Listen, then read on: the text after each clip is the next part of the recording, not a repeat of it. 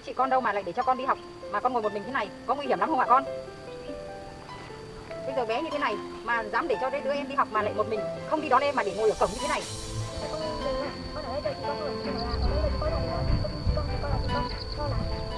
Không được đâu, phải đi theo dì về.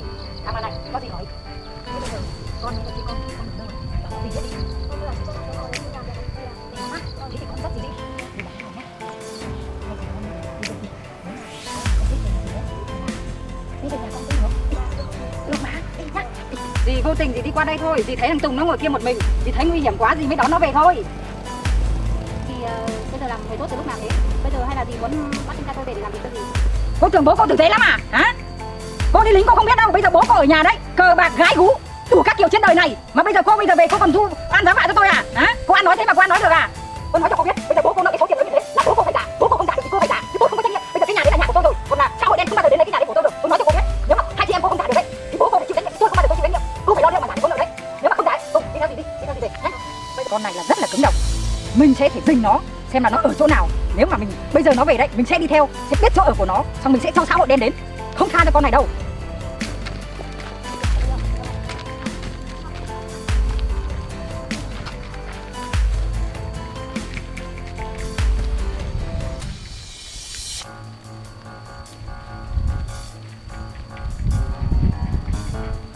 Ôi mình biết nhà nó ở đây rồi, nhà nó ở khang trang quá, mình sẽ cho xã hội đến thôi.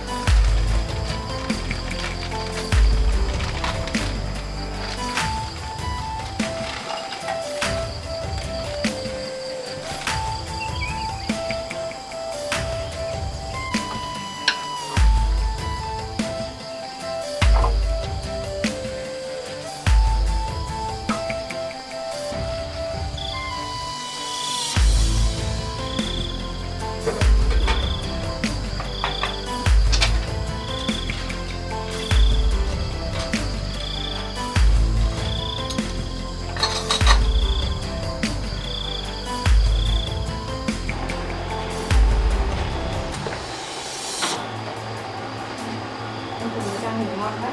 Thì em dậy thì đi học. Đúng ơi, đúng ơi. Nói em dậy đi, em sáng còn đi học nhá. Vâng. Từ sáng rồi em ạ. Em dậy đi để các bạn làm bữa sáng, nấu bữa sáng. Vâng. Đi học nhá.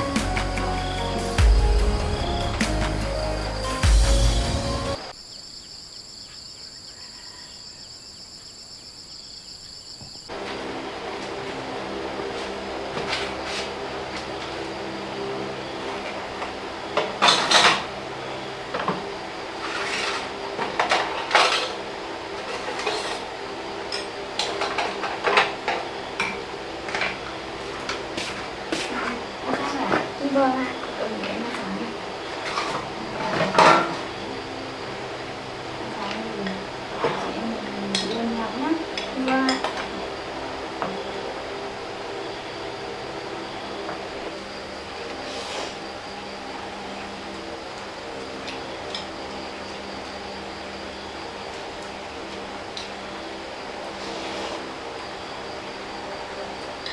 Sáng ăn cạn mì tôm nhá. Để tối chị lại nấu món ngon cho em ăn nhá. Vâng ạ.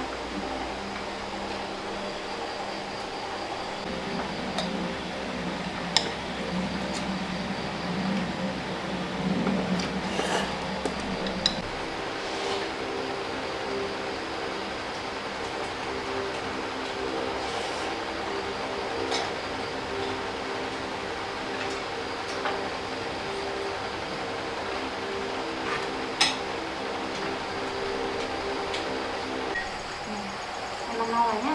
Dạ. Chưa, em ăn no rồi. Em uống nước không? Em có. Em xin.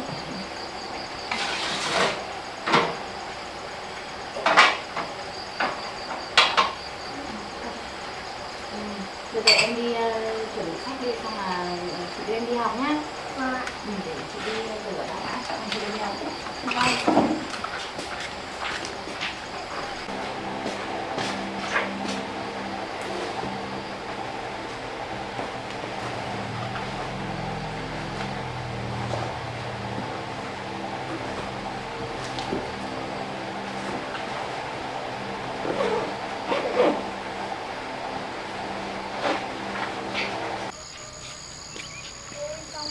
Xong rồi ạ. Bây giờ cái gì đợi chị khóa cửa xong chị đưa em đi học nhá. Vâng ạ.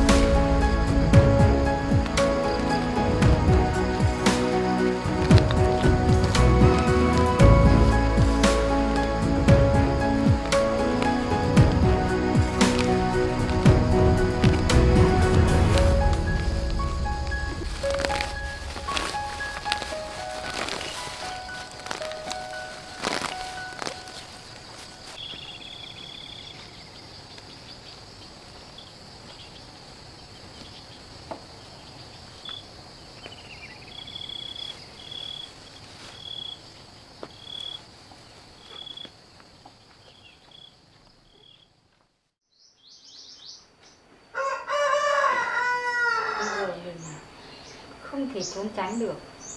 Mà bây giờ xã hội đen nó đến nó tìm nhiều quá đi, mà số nợ của bố nó thì lại quá lớn. Bây giờ mình không có cách nào mà để trả nợ được cho cái số nợ như thế. Không còn cách nào nữa rồi.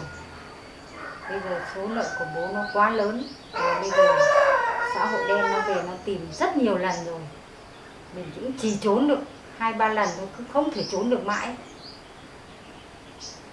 Bây giờ làm cách nào được nhỉ? Cái số tiền đấy, nợ nần như thế, đáng nhẽ bố nó làm thì bố nó phải chịu chứ. Mình có vay mượn gì đâu mà mình lại phải chịu cái số nợ như thế này nữa. Mà mình đã cho số điện thoại của con Henny rồi đấy, để cho nó đi tìm về để trả nợ cho bố nó. Nhưng mà bây giờ nó không tìm được, nó cứ về để nó hành hạ mình. Thế bây giờ đành phải cho số điện thoại của nó tiếp để nó đi tìm hai chị em con Henny về để đi làm để trả nợ cho bố nó. Chứ như thế này không được đâu. Mình đã cho nó số điện thoại rồi mà nó đi nó cũng không tìm được hai chị em con Henny. Bây giờ nó lại quay trở lại, nó về nó định siết nợ cái căn nhà này của mình. Nhưng mà làm sao mình để yên cho nó được? Mình không thể bao giờ mình cho nó lấy căn nhà này được. Căn nhà này là của mình. Còn bây giờ nợ đấy là hai chị em nó là phải chịu. Chứ mình không bao giờ phải chịu mất căn nhà này được. Mình phải tìm mọi cách để bắt cho hai chị em nó phải đi làm để trả nợ. Còn nghe tin thằng em nó ấy, là đang đi học ở trường đấy, thì nào nó cũng tìm thấy thôi. Mình sẽ chỉ cái trường đấy cho nó đi tìm thằng em nó. Mình phải đi đến tận nơi cái chỗ trường đấy để mình tìm ra cho rõ ra thêm cái thằng em của nó học ở đấy đúng không thì là mình mới biết được. Bây giờ họ cứ nói, hỏi thăm dò mãi thì họ nói là thằng em nó đang học ở cái trường đấy. Tí nữa mình phải đi dò xem có đúng thằng em nó học trường đấy không. Nếu mà đúng thằng em nó học trường đấy thì đúng là may mắn cho mình. Thôi mình cũng phải đi tìm luôn thằng em nó thôi. Chứ bây giờ không thể đứng ngồi yên được. Xã hội đen thì suốt ngày nó về nó giục. Mà bây giờ mình không đi tìm thằng em nó để cho thằng em nó chỉ con chị nó ở đâu thì mình mới yên ổn được. Mà không bây giờ thằng xã hội đen suốt ngày nó về nó thúc giục mình, xong là nó siết nợ căn nhà này. Mình không thể để đứng ngồi không yên, mà không thể để yên cho xã hội đen nó siết nợ căn nhà này của mình được. Thôi mình đành phải đi tìm thôi. Quyết định đợt này phải tìm cho ra nhé.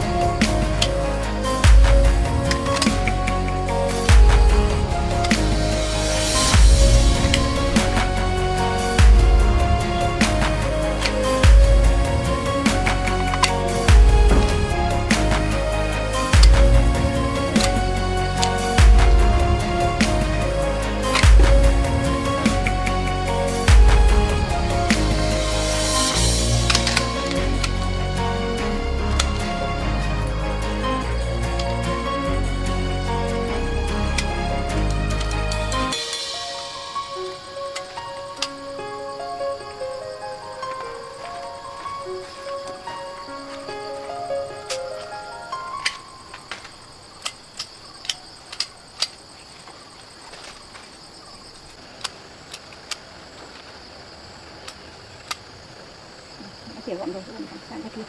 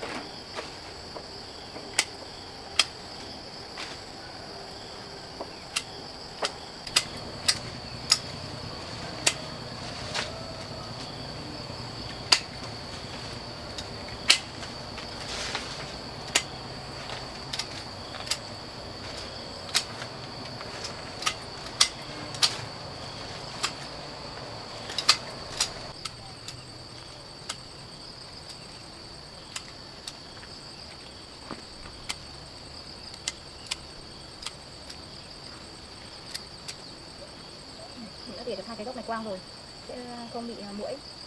Bây giờ thế đợi đi.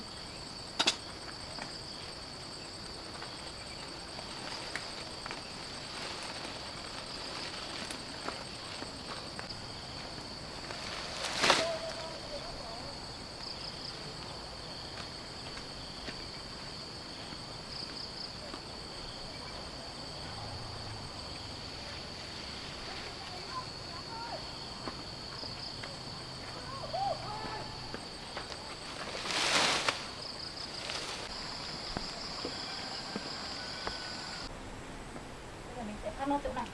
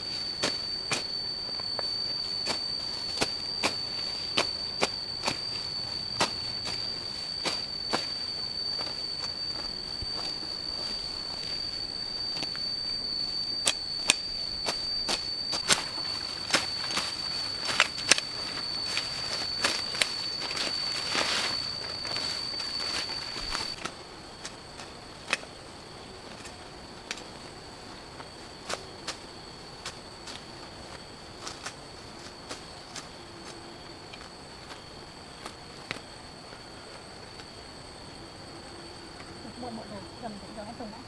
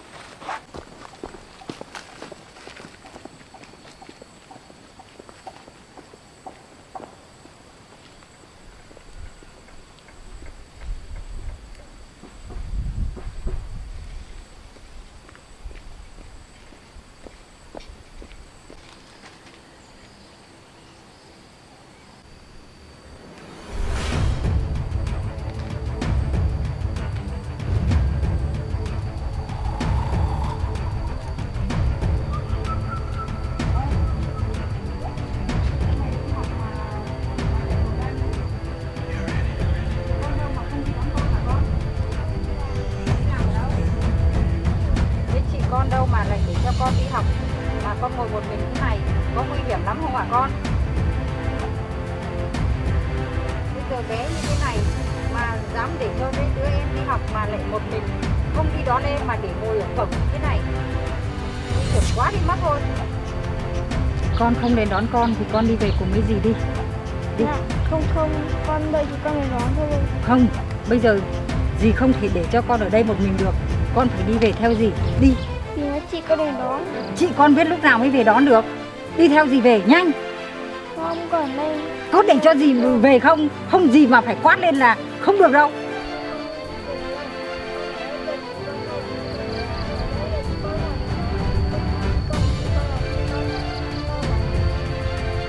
Không được đâu.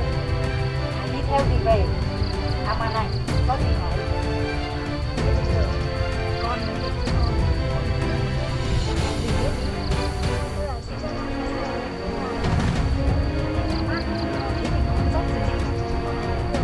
Sao con lại không biết đường? Đi dắt gì đi nhá. Con bảo là con nói cho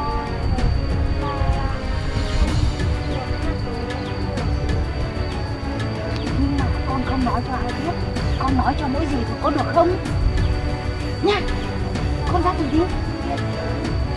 Con lại không biết chỗ nơi đấy à? Thế mọi lần con đi như thế nào? Thế con vẫn không nhớ đường à? Thế con cứ xem con nhớ mang máng trên đầu ấy, xong là con dắt gì đi. Dì ơi, căn nhà đấy ở bên xá bên cơ, xa lắm gì ạ? Có xa lắm không? Có ạ. Thế thì con nghĩ đi xong con dắt gì đi, hay dì với con cùng nhau đi được không? Con cũng không nhớ đường. Không nhớ đường á? Vâng. Thế sao con như thế nào con lại không nhớ đường nhỉ?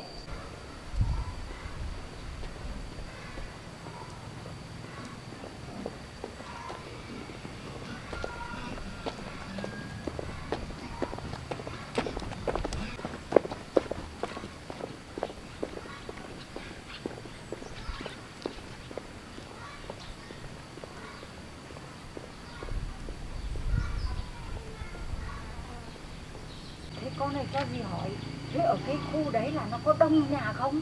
Dạ, ở khu đấy là một khu trang trại. Được, con được một anh cho ở. Một anh cho ở á? Thế mà con lại vẫn không nhớ à? Thế con dắt gì đi đi.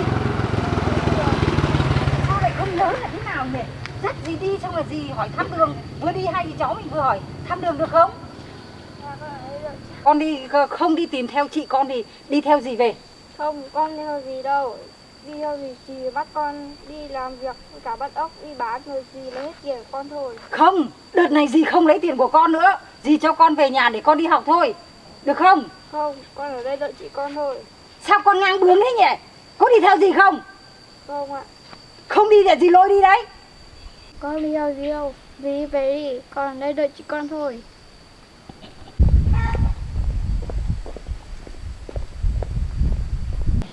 Dì bảo thế này nhá.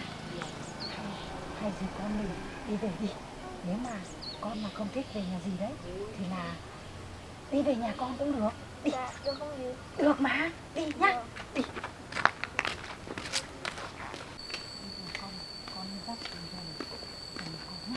Vâng ạ. Ơ, dì dắt em trai tôi đi đâu đấy?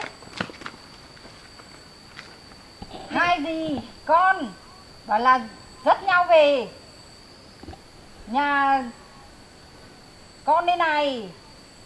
Tùng ấy nó bảo là dì đi về nhà con đi. Có phải như vậy không? Hay là dì lại muốn dắt em trai tôi đi về để bắt nó làm việc? Không bắt làm việc đâu. Bây giờ thương nó nhiều lắm.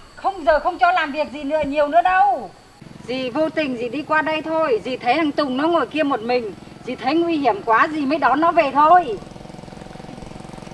Dì bây giờ làm người tốt từ lúc nào thế? Bây giờ hay là dì muốn bắt em trai tôi về để làm việc cho dì? Không bao giờ có như thế đâu. Thế tại sao dì lại cho bọn xã hội đen đến để đòi nợ chị em tôi? Làm gì có. Cô ăn nói như thế nào nhỉ? Tôi không bao giờ tôi cho xã hội đen đến để là bắt cóc của hai chị em cô đâu. Tôi nói cho cô biết như thế này này. Bây giờ bố cô hiện nay còn nợ xã hội đen 500 triệu nữa. Mà bây giờ cứ đến nã tôi thì bây giờ tôi lấy đâu ra. Bây giờ hai chị em cô bây giờ muốn làm thế nào thì làm. Bây giờ phải về làm để giả cái số nợ 500 triệu đấy cho bố cô đi. Tôi nói cho cô biết trước như thế. Tôi không bao giờ tin bố tôi lại nợ một số tiền lớn như vậy. Đây là trò của dì phải không? Có phải dì kết hợp với bọn xã hội đen để lấy tiền không? Cô đừng có mà ăn nói lung tung. Bây giờ xã hội đen suốt ngày nó đến nó đòi xiết nợ cái nhà của tôi kia kìa.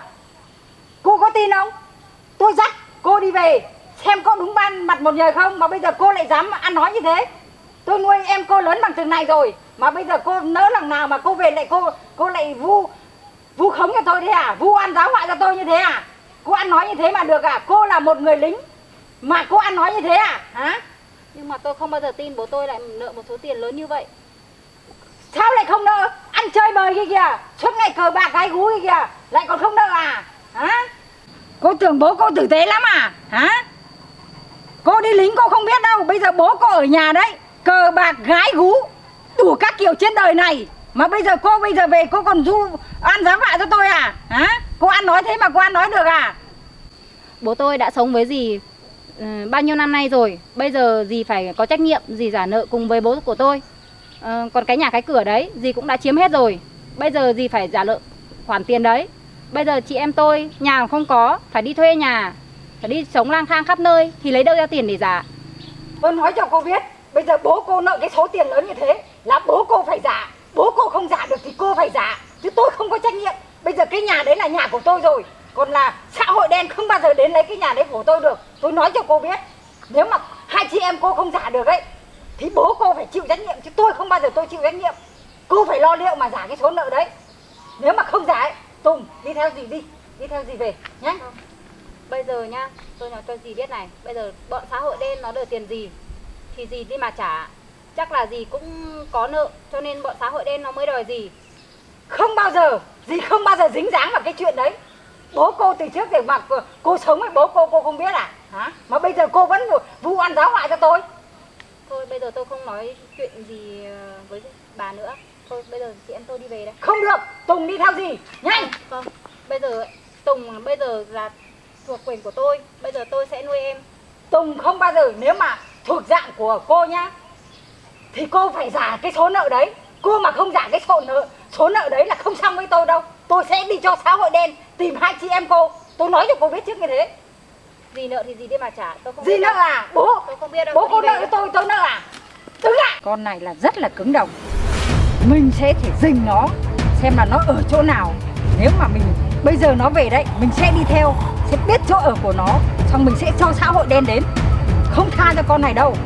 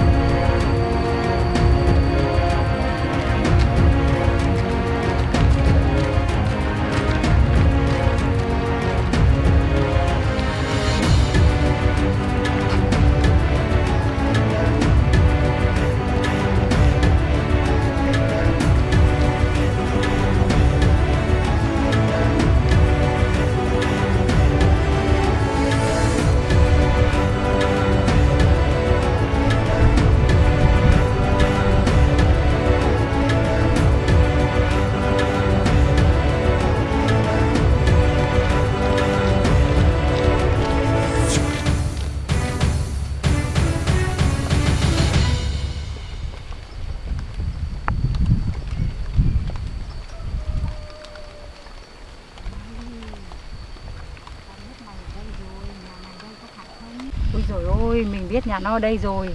Nhà nó ở khang trang quá. Mình sẽ cho xã hội đen đến thôi. Thôi mình đi về đã.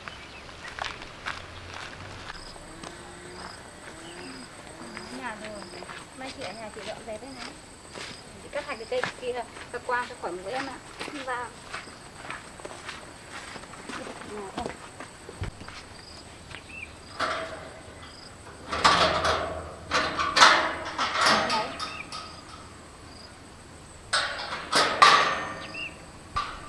Em cắt cặp đi, em vào đây chị bảo. Từ này, từ lần sau ấy, em gặp gì thì em không được đi theo gì nữa nhá. Vâng ạ. Chị đã dặn em rồi là ai cũng không được đi theo, rất là nguy hiểm đấy. Vâng ạ. Vì không phải là người tốt nên là em không được đi theo gì đâu. Vâng. Thì cứ bảo là đưa anh về nhà